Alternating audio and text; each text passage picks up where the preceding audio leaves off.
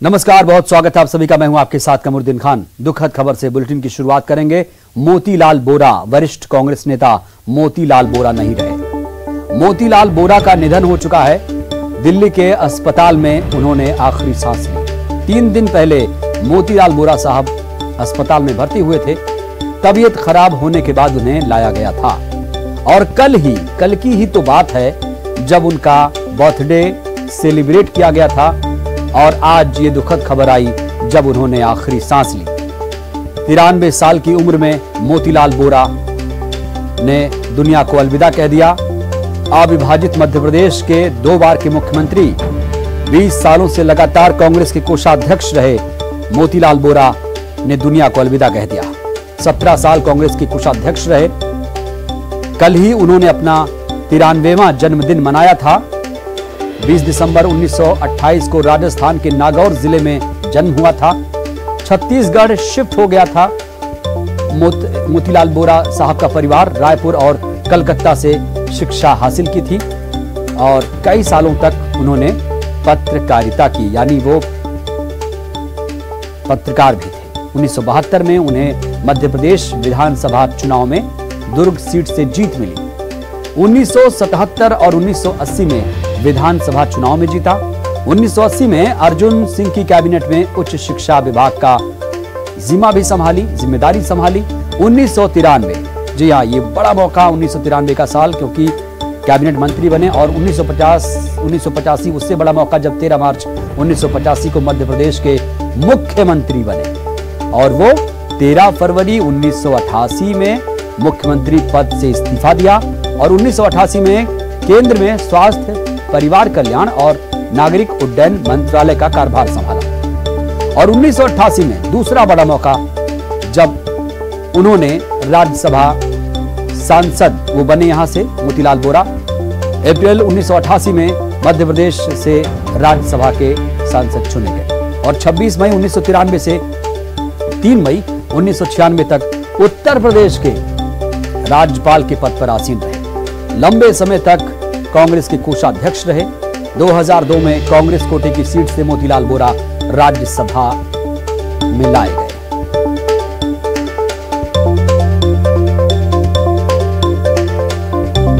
और आपको बता दें, अब लगातार ट्वीट भी आ रहे हैं, श्रद्धांजलि दी जा रही है। राहुल गांधी ने ट्वीट कर मोतीलाल बोरा को श्रद्धांजलि दी है, क्योंकि ये बड़ी क्षति है पार्टी के लिए। जब छत्तीसगढ़ राज्य नहीं बना था तब से अविभाजित मध्य प्रदेश के वो मुख्यमंत्री थे और एक बड़ा राजनीतिक करियर था उनका, अच्छा तजुर्बा राजनीति में। लेकिन अब वो इस दुनिया में नहीं रहे। वहीं भूपेश बघेल ने भी ट्वीट कर गहरा दुख जताया है। उन्होंने कहा कि राजनीति का ककहरा मैंने उन्हीं से सीखा, बाबूजी से ही सीखा। अविभाजित मध्य प्रदेश से लेकर छत्तीसगढ़ तक वह हम कांग्रेस कार्यकर्ताओं के लिए एक पथ प्रदर्शक थे। ईश्वर उन्हें अपने श्री चरणों में स्थान दे। और वहीं टीएस सिंहदेव ने भी ट्वीट किया, इंग्लिश में ट्वीट किया। उन्होंने कहा है कि श्रद्धांजलि अर्पित की है और परिवार को दुख सहने की शक्ति दे भगवान, ऐसा उन्होंने ट्वीट किया है। क्योंकि ये सारे जो नेता हैं उन्होंने उनसे ही कहीं ना कहीं राजनीति की ABCD क ख ग घ सीखा और 93 साल की उम्र में मोतीलाल बोरा ने दुनिया को अलविदा कह दिया है। और इसीलिए लगातार अब ट्वीट भी किए जा रहे हैं। टीएस सिंहदेव, सीएम भूपेश बघेल, राहुल गांधी, तमाम जो बड़े बड़े नेता हैं वो ट्वीट कर श्रद्धांजलि अर्पित कर रहे हैं।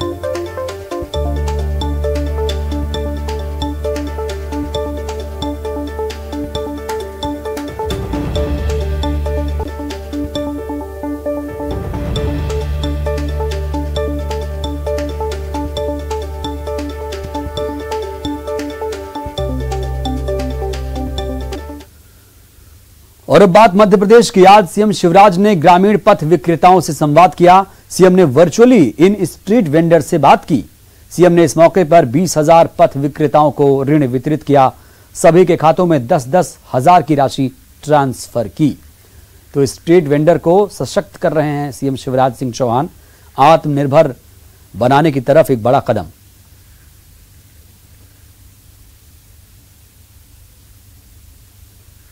इसलिए लगातार कोशिश कर रहे हैं। पंचायत ग्रामीण विकास विभाग को मैं बधाई देता हूं, वो बहुत मेहनत से काम में लगे,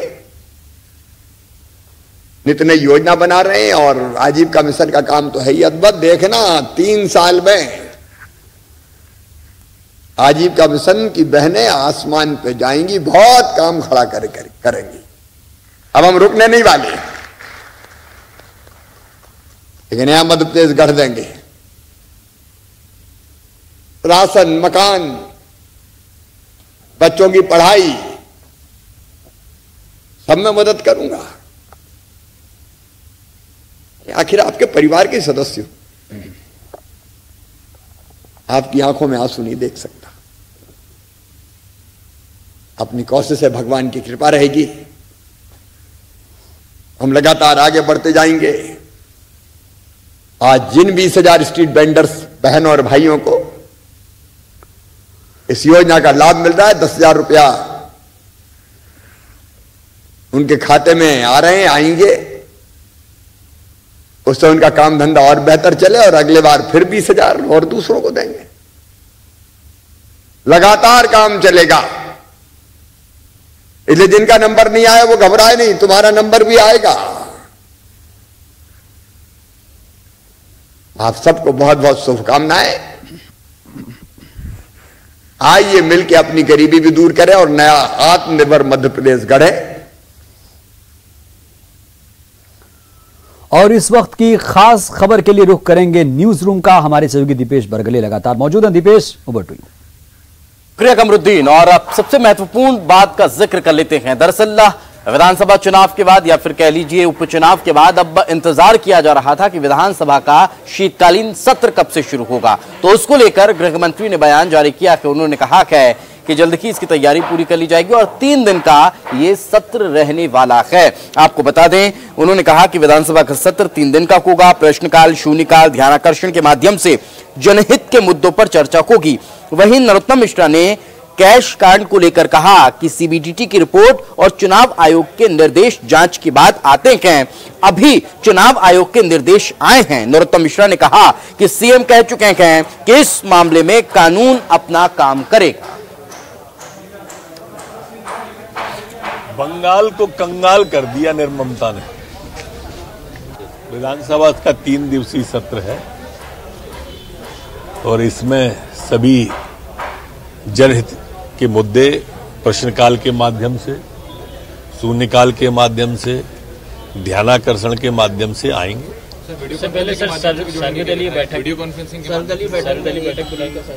सर्वदलीय बैठक माननीय विधानसभा अध्यक्ष जी संभवतः इतवार को बुलाएं, ये उनके विवेक पर है।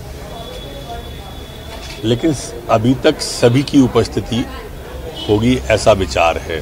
केस डायरी के बारे में हवाला से लेकर अभी तक कई प्रकरण आ चुके हैं। केस डायरी जांच का विषय होती है, लेकिन सीबीडीटी जांच के बाद का विषय होती है। चुनाव आयोग का निर्देश जांच के बाद का विषय होता है।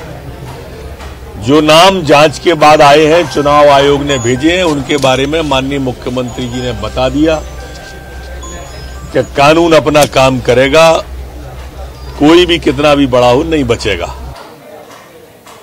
इधर 7 दिन बाद विधानसभा का सत्र शुरू होना है, बैठकें शुरू होने वाली है। लेकिन इससे पहले विधायकों की कोविड-19 रिपोर्ट को लेकर अब चर्चा तेज होती नजर आ रही है। दरअसल विधानसभा ने कलेक्टर से विधायकों की कोरोना रिपोर्ट मांगी है। आपको बता दें कि सीएम शिवराज सहित 32 विधायक पॉजिटिव हो चुके हैं। वहीं 23 दिसंबर से विधानसभा में कोरोना जांच होगी, जिसमें विधानसभा से जुड़े अफसरों और कर्मचारियों की भी कोविड टेस्ट कराई जाएगी।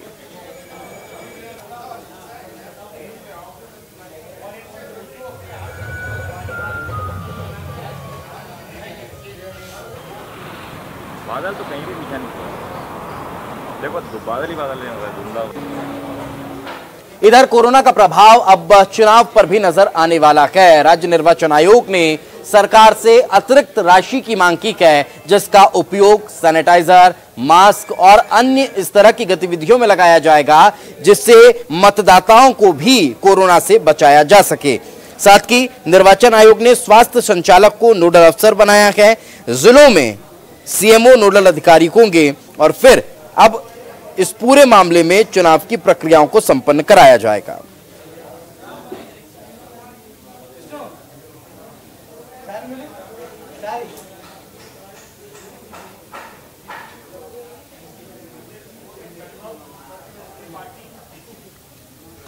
चलिए आगे बढ़ते हैं और अब बात करते हैं चिकित्सा शिक्षा मंत्री विश्वास सारंग की, जिन्होंने एक बार फिर से कांग्रेस पर निशाना साधा है। कांग्रेस को आड़े हाथों लेते हुए उन्होंने कहा कि कमलनाथ की राजनीति भी नेहरू गांधी परिवार की ही तरह है। बात है जहां भी जो भी चुनाव आयोग या आयकर विभाग ने रिपोर्ट दी है उस हिसाब से कार्रवाई की जाएगी। इसका अंदरूनी मामला है, परंतु कमलनाथ जी की राजनीति भी तो केवल नेहरू परिवार तक सीमित है। कलकत्ता में पैदा होने के बाद मध्य प्रदेश की राजनीतिक धरातल पर आकर ऐशो आराम की राजनीति करना, पीछे के दरवाजे से प्रदेश का अध्यक्ष बन जाना, पीछे के दरवाजे से मध्य प्रदेश का मुख्यमंत्री बन जाना, यही तो कमलनाथ जी की अदा रही है। और चलिए महत्वपूर्ण खबर के लिए एक बार फिर आपको ब्रेकिंग स्टूडियो लिए चलते हैं, जहां पर मौजूद है हमारे सहयोगी Kamruddin Khan. Kamruddin, over to you. बात करेंगे बड़ी खबर की। ग्वालियर से एक बड़ी खबर आ रही है, जहां पर अतिक्रमण हटाने का काम लगातार चल रहा है। 40 करोड़ की सरकारी जमीन को अतिक्रमण से आजाद कराया गया। एंटी माफिया अभियान को लेकर जिला प्रशासन की बड़ी कार्रवाई है। ये भूमाफिया रमेश गुर्जर के अवैध कब्जे पर प्रशासन कार्रवाई करने पहुंचा है। प्रशासन की टीम पहुंची हुई है। सिरोल थाना क्षेत्र में अलापुर पहाड़ी पर अवैध कब्जा कर रखा था। करीब 40 करोड़ कीमत की सरकारी जमीन पर कब्जा है। इधर सागर में भी मसालों में मिलावट करने वाले एक व्यापारी पर NSA यानी रासुका के तहत कार्रवाई हुई और पुलिस ने मसाला व्यापारी प्रताप आहूजा को गिरफ्तार कर जेल भेज दिया। आरोपी पर इससे पहले भी कई बार कार्रवाई हो चुकी है, लेकिन प्रताप आहूजा मिलावट कारोबार में लगातार जुटा हुआ था। 2 जगहों पर बड़ी कार्रवाई, एक मिलावट के खिलाफ और एक अवैध कब्जे को आजाद कराया गया है। एंटी माफिया और खाद्य विभाग की टीम लगातार सक्रियता दिखा रही है। मिलावट के खिलाफ भी अभियान चल रहा है और माफियाओं के खिलाफ, यानी जो भी माफिया है, चाहे वो मिलावट माफिया हो या फिर जमीन माफिया हो, बख्शे नहीं जाएंगे। एक मसाला व्यापारी के विरुद्ध मिलावट संबंधी कार्रवाई खाद्य विभाग और पुलिस विभाग से शुरू की गई थी। उसमें चूंकि उनका पूर्व का भी इस तरह का रिकॉर्ड था, उनके विरुद्ध NSA का प्रकरण जो है DM न्यायालय प्रस्तुत किया गया था। DM साहब के द्वारा उसमें आदेश जारी होने पर उनको जो है निरुद्ध करके और जेल दाखिल किया गया।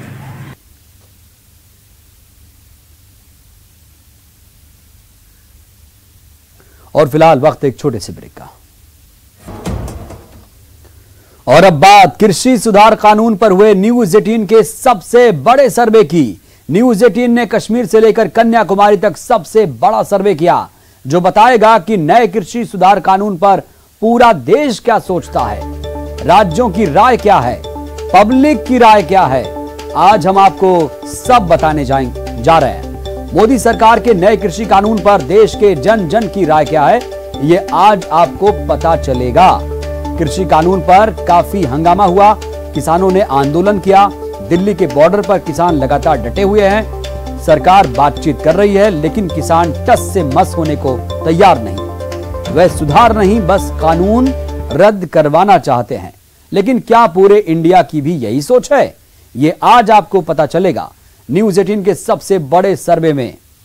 आपको बता दें कि न्यूज 18 ने कृषि कानूनों के विरोध में चल रहे किसान आंदोलन को लेकर 22 राज्यों और केंद्र शासित राज्यों में पब्लिक सर्वे किया है, जिसमें लोगों से जानने की भी कोशिश की गई है कि आखिर वो किसान आंदोलन को किस रूप में देखते हैं।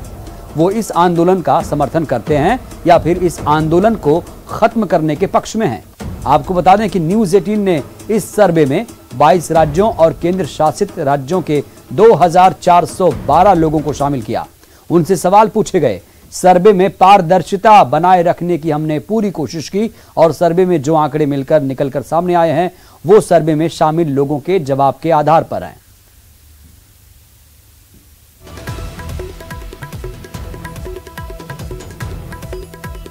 तो सर्वे में हमने सवाल किया, उस पर लोगों की क्या राय थी, ये हम आपको दिखा रहे हैं। सर्वे की बड़ी बातें। 56.59% किसान आंदोलन खत्म करने के पक्ष में हैं। 53.6% किसान कृषि सुधार कानून के समर्थन में हैं। 30.8% किसान कृषि सुधार कानून के विरोध में हैं। 15.8% किसानों की भी राय सामने आई है।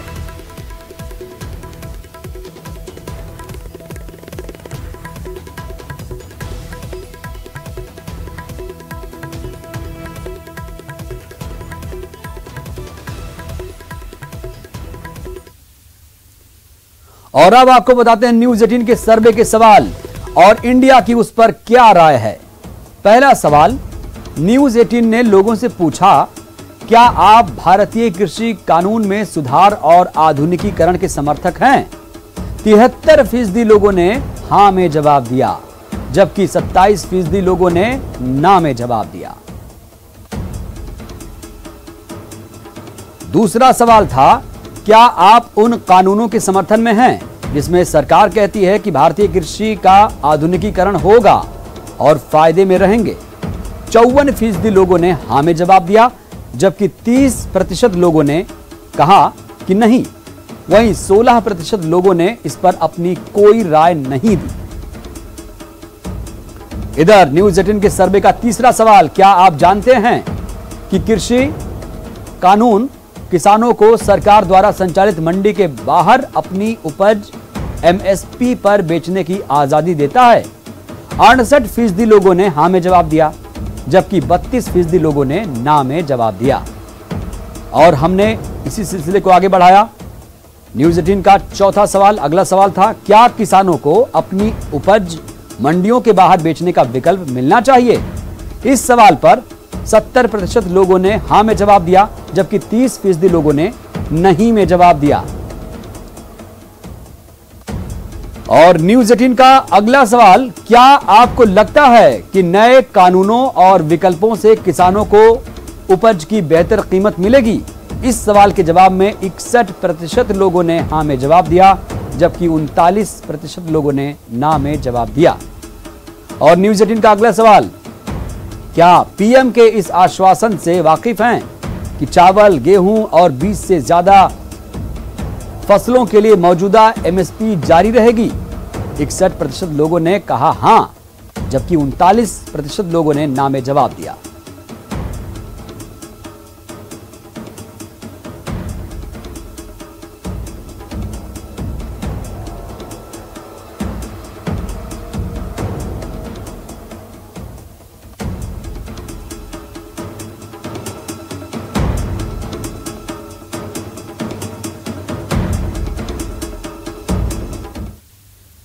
तो कुल मिलाकर कृषि कानून किसानों के लिए वरदान है, रामबाण है। बुलेटिन में इतना ही। मुझे और मेरे सहयोगी दीपेश बरगले को दीजिए इजाजत। ताजा तरीन खबरों के लिए आप देखते रहिए न्यूज 18 मध्य प्रदेश छत्तीसगढ़। नमस्कार।